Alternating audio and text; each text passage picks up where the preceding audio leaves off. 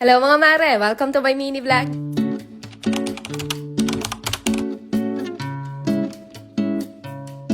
Magandang araw mga mare! Welcome to a day in a life of a full-time mom / content creator at the age of 18. Ay, sorry.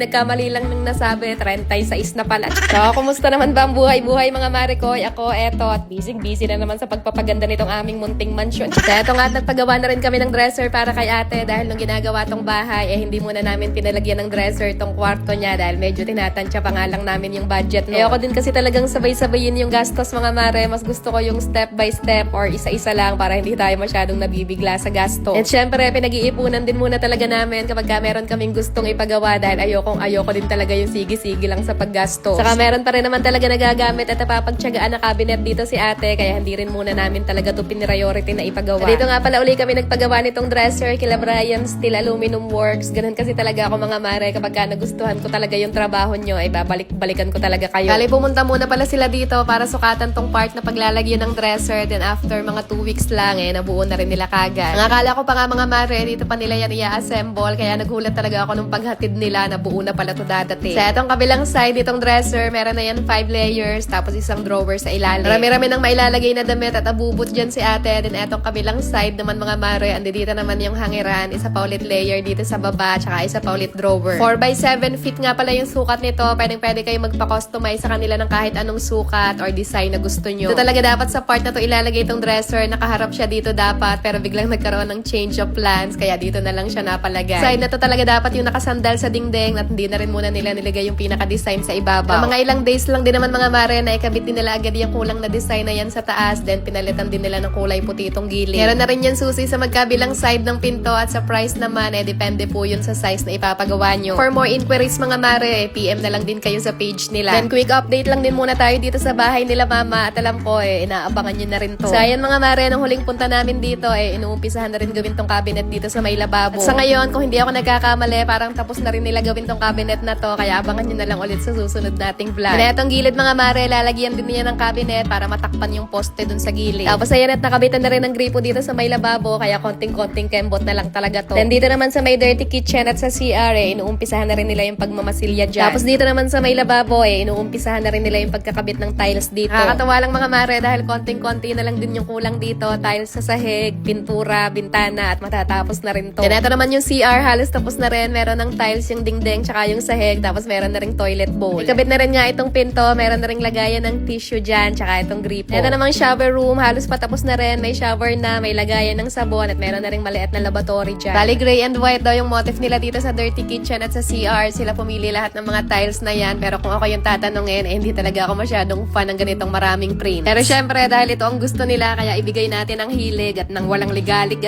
Siguro sa susunod na update natin dito, tapos na talaga to at sana lang talaga nga matapos na at nang makahinga na rin ako ng maluwag.